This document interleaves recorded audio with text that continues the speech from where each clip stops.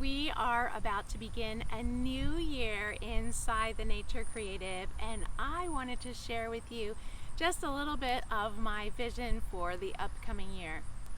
Well, I've chosen the theme of Loving Walden, connecting our hearts and mind to the nature where we live. And I'm eager for us to take the example of Henry David Thoreau, who chose to focus his mind and heart right there on Walden Pond, right in his own backyard, where he grew up and returned to as an adult and spent so many of his years. You see, he didn't go out and find the most beautiful place in America to live and then decide to write a book about it. No, he decided to study the nature right there around him where he lived. And in so doing, he made that place one of the most precious places in America for nature lovers.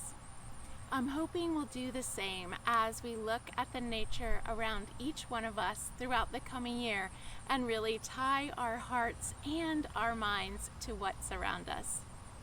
Well, the Nature Creative operates on a sort of 4-week rotation.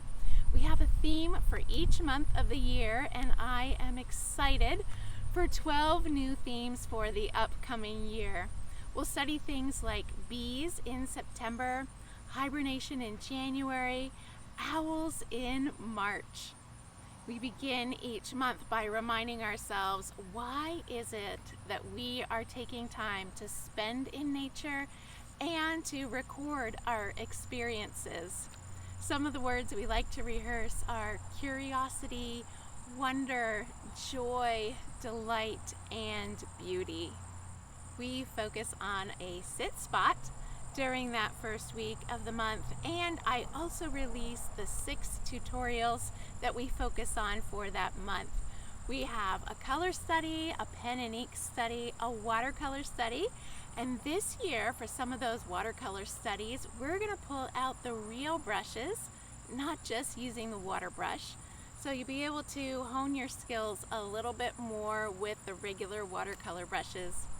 We also do a bird, bug, and bud so that we can kind of focus our attention on some different parts of nature throughout the year. This year I'm going to throw in a few trees in place of our bud every once in a while. Well, the second week is when we hope to get out there on our nature walk if we haven't already. Comes with our nature walk prompts and a video to get us excited. The third week is when we pause for a tea time, hopefully outside if you can, and perhaps with a friend or a family member along. It can be a moment for yourself where you take a nature book with you and spend some time reading, time to journal, or maybe if you have a friend along, you could share some of your nature experiences from the month. I also send out a meditation that week to share some of my further thoughts on the nature topic and how that relates to my faith journey. Well, on the 4th week, we compile everything that we've experienced that month into a gratitude list or some form of expressing the gratitude that we have for the nature we are surrounded by. Another part of the Nature Creative are the Nature and Nurture courses. And I am excited to have 2 coming this year to the Nature Creative. In February, we will turn our minds to Queen Victoria, her watercolor sketches, and her love for the Scottish Highlands.